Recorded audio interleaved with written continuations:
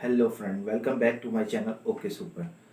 तो जैसा कि आपको पता है कि मार्वल के फेज़ 4 का अख्ताम हो गया है और उसकी लास्ट मूवी आप लोगों ने देख ली होगी, वकांडा फॉरएवर। अब स्टार्ट होने वाला है इसका फेज़ 5।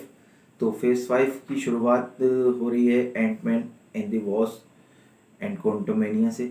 तो ये मूवी जो है तकरीबन रिलीज़ के करीब ही है। फेज़ 5 का एंड हो रहा है थंडरबोल्ट के साथ। तो थंडरबोल्ट के साथ ही फेज़ 5 क्लोज हो जाएगा और स्टार्ट होगा फेज़ 6। तो आज हम बात करेंगे फेज़ 6 के बारे में।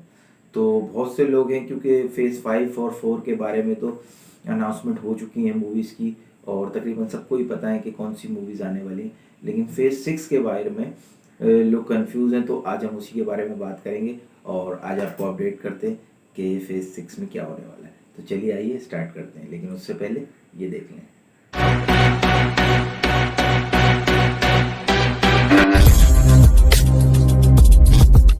फेज 6 में ऑफिशियल 12 स्लॉट हैं जिनका जो है ऑफिशियल ऐलान हुआ है, डेट्स ऐलान हुई हैं। लेकिन मूवीज़ का ऐलान नहीं हुआ इसमें, न शोज़ का ऐलान हुआ है।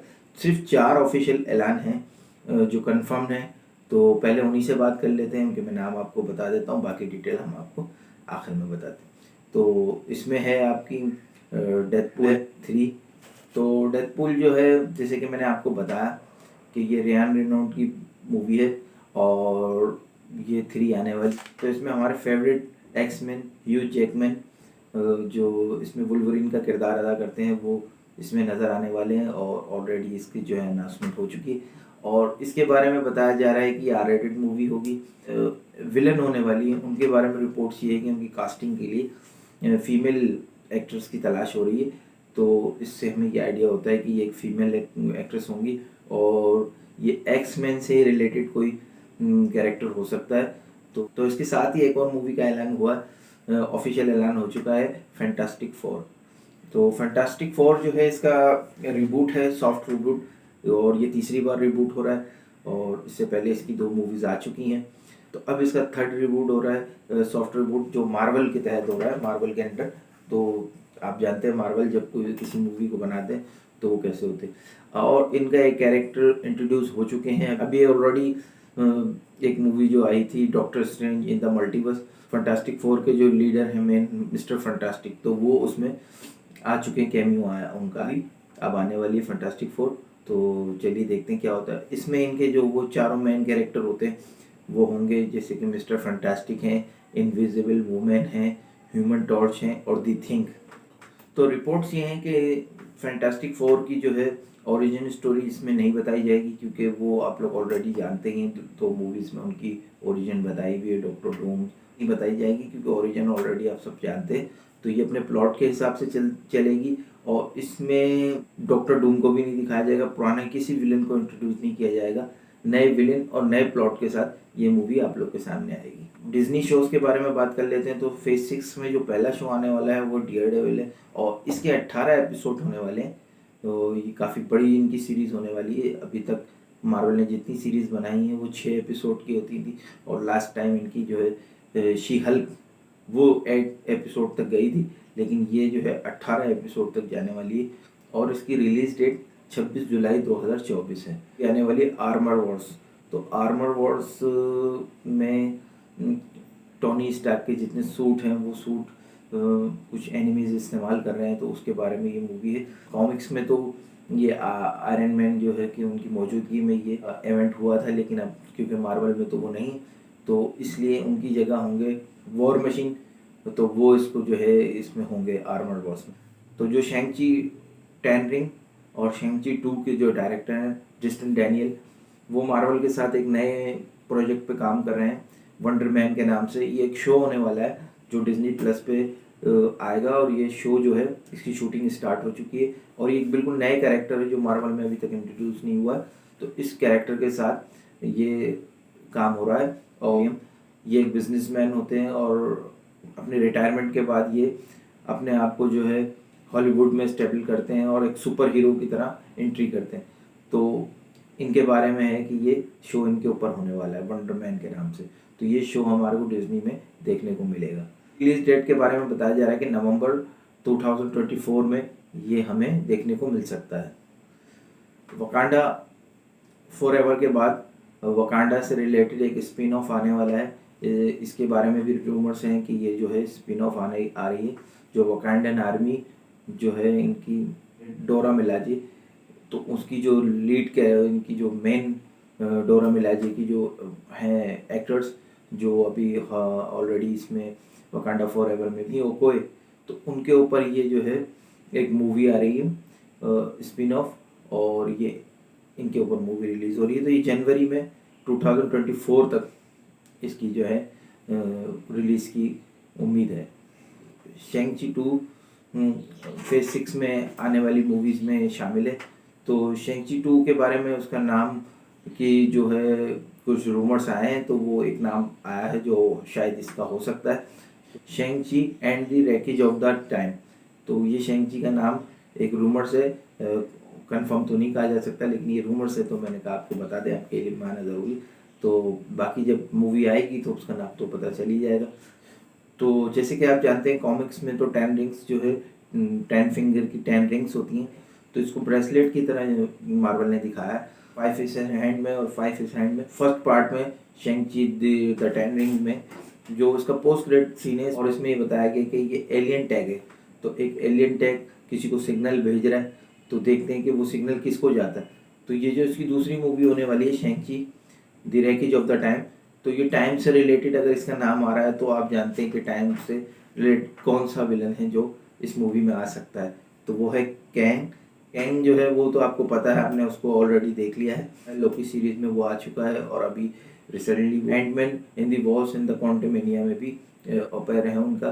तो वो है इसी के मेन विलन इसके हो सकते हैं, क्योंकि ये जो मल्टीवर्स सागा जो चल रहा है पूरा, और ये जो जा रहा है ये सारा कैंग की तरफ ही जा रहा है। सारी मूवीज़ का कंक्लूड यही निकलेगा एंड में कि ये जाके कैंग के ऊपर जाके मिलेंगी सारी, और एंड में उसी तरह का एक बड़ा इवेंट होगा, तो बड़ी लास्ट बैटल होगी जो कैंग के साथ होगी। तो ये सारा कुछ उसी तरफ इशारा कर रहा है। इस मूवी में ये एक्सप्लोर करेंगे 10 रिंग्स जो हैं एलियन टेक, इसकी जो पूरी ओरिजिन है वो शायद हमें इस मूवी में बताई जाए, और क्योंकि उसने हमने फर्स्ट मूवी में इसकी ओरिजिन हमें नहीं बताई गई थी, जो अभी तक फैंस जो है जानने के लिए बहुत एक्साइटेड हैं। तो ये जो है सेकंड मूवी में शेंग-ची में हो सकता है हमें जो है 10 रिंग्स की ओरिजिन बताई जाए, तो और ओरिजिन के साथ साथ मूवीज़ को के प्लॉट को आगे की तरफ बढ़ाया जाए। तो दोस्तों फेज 6 में एक डिज्नी शो और अनाउंस्ड हुआ है, ये है नोवा। तो नोवा जो है, नोवा के बारे में मैं आपको थोड़ी सी डिटेल दे दूँ। उस सिटी वो सिटी है जो आपने गार्जियंस में देखी थी, जहाँ पे गार्जियंस कैद होते हैं और ये सारा प्लॉट गार्जियंस का ही होता है। तो नोवा वो सिटी है जो थैनोस ने जो है उसको तबाह कर दिया था। तो ये नोवा कोप वहीं की एक पुलिस है, नोवा कोप। फर्स्ट टाइम कॉमिक्स में इसको इंट्रोड्यूस करवाया गया था 1979 में नोवा कोप को, और इसने काफ़ी जो है मकबूलियत हासिल की थी, काफ़ी फेमस हुआ था ये नोवा कोप। और इसकी मेन जो एबिलिटीज़ हैं वो है इन्हेंस और स्ट्रेंथ और फ्लाई, तो ये इसकी मेन एबिलिटीज़ हैं। कॉमिक्स में जो है नोवा के जो मेन एनिमीज़ थे यानी विलन्स थे उसके, वो स्क्रल थे, लेकिन मार्वल में क्योंकि स्क्रल को अभी तक गुड बॉयज़ की तरह इंट्रोड्यूस कराया जा रहा है, और मिस मार्वल में आप स्क्रल से मिल चुके हैं जो अपना फेस बदलते हैं, अपने जो है अपनी चेहरे को बदल लेते हैं, अपने आप को जो है चेंज कर लेते हैं। एबिलिटीज़ हैं शेप चेंजिंग, तो शेप चेंजिंग उनकी एबिलिटीज़ है। तो अब आगे देखना है कि मार्वल 2 में भी स्क्रल होने वाले हैं, और एक शो भी अलग से अनाउंस हो चुका है जिसमें जो स्क्रल के ऊपर बेस होगा। इस पे एक शो भी अनाउंस हो चुका है जो है सीक्रेट इन्विजन के नाम से, जिसमें स्क्रल का जो है मेन रोल होने वाला है। और मार्वल 2 कैप्टन मार्वल में 2 में भी स्क्रल का रोल होगा। एक रूमर्स है जिसके बारे में मैं आपको बता देता हूँ, मार्वल मिडनाइट एंड सन्स, ये एक शो है जिसके बैकग्राउंड में काम हो रहा है, और इसके बारे में रूमर्स आ रहे हैं कि ये भी पीछे से काम चल रहा है इसके बारे में, लेकिन अभी रूमर्स हैं, इसके कुछ कंफर्म नहीं है इसके बारे में। तो ये एक टीम है जिस टीम को डॉक्टर स्ट्रेंज ने संबल किया था, और इस टीम के जो फेमस कैरेक्टर हैं उनके बारे में मैं आपको बता देता हूँ। इसके फेमस कैरेक्टर में हैं तो गोस्ट राइडर है इसमें, ब्लेड, और इसके अलावा इसमें मोरबियस, तो इसमें मॉर्बियस हैं और इसके अलावा वेयरवुल्फ बाय नाइट, तो ये कैरेक्टर है, इसकी जो है पूरी टीम है। इसमें 2025 में इसका जो है उम्मीद है कि ये रिलीज़ होगा। अब बात कर लेते हैं फेज 6 की जो है मेन 2 मूवीज़ की जो अनाउंस हो चुकी हैं, जो कंफर्म हैं, और वो हैं एवेंजर। तो इसकी जो है फेज़ 4 में और फेज़ 5 में हमें एक भी एवेंजर मूवी देखने को नहीं मिली, लेकिन फेज़ 6 में हमें और एक साथ 2 एवेंजर देखने को मिलेंगी। तो इसमें फर्स्ट एवेंजर होने वाली है एवेंजर द सीक्रेट वॉर, और सेकंड होने वाली है इसमें एवेंजर द कैंग डायनेस्टी। तो ये 2 मूवीज़ जो हैं जो एवेंजर की हैं, जो फेज़ 6 का हिस्सा है, पार्ट है, तो ये रिलीज़ होंगी इस फेज़ में। तो बात कर लेते हैं एवेंजर सीक्रेट वॉर की। सीक्रेट वॉर जो है कॉमिक्स में एक शो था, ये पब्लिश हुआ था 1984 से लेकर 1985 तक। इसके 12 इशू रिलीज़ हुए थे, और ये जो है बहुत ज़बरदस्त और बहुत ही जो है ना सक्सेस इसने हासिल की थी, और बहुत ज़बरदस्त ये रहा था अपने। तो इसी से बेस है ये सीक्रेट वॉर। और इसमें कॉमिक्स में होता है ये कि इसमें एक इनकर्जन होता है। इसमें होता ये कि जिसमें मल्टीवर्स, अर्थ, टाइमलाइन और यूनिवर्स आपस में कंबाइन कर जाते हैं, और उसकी वजह से जो है मल्टीवर्स हीरोज़ और विलन्स आमने सामने आ जाते हैं, और इनके बीच में एक बैटल होती है। तो इस बैटल का नाम है सीक्रेट वॉर। तो सीक्रेट वॉर में हमें जो है multiverse super hero, super villain देखने को मिल सकते हैं, और कोई भी इसमें हमें दिख सकता है। ऑलरेडी जो कैरेक्टर जैसे आयरन मैन या कैप्टन अमेरिका, जो लोग इसमें से चले गए हैं, यानी मर गए हैं, रिटायर हो गए, तो वो लोग भी रिटर्न आ सकते हैं। तो ये मल्टीवर्स का कॉन्सेप्ट जो है, इसमें ये सारी चीज़ें रिटर्न कर सकती हैं, इसमें कोई मसला नहीं। और इसमें एक्स मैन और ये जितने भी कैरेक्टर हैं वो सब इसमें आ सकते हैं। तो क्योंकि मल्टीवर्स है, तो मल्टीवर्स में दूसरी अर्थ से लोग आ सकते हैं। और लास्ट इसकी मूवी है एवेंजर द कैंग डायनेस्टी। तो ये तो आपको पता ही है कि वो कैंग से रिलेटेड है। तो कैंग जो है वो तमाम चीज़ों को एंड में जब इंक्लूड होगा उसका, तो वो जाके फिर कैंग के ऊपर ही जाने के सारे मामला आने वाले। जैसे कि इन्फिनिटी वॉर में हमने देखा था कि थैनोस अपना मकसद अचीव करने के बाद इन्फिनिटी स्टोन को जो है तबाह कर देता है।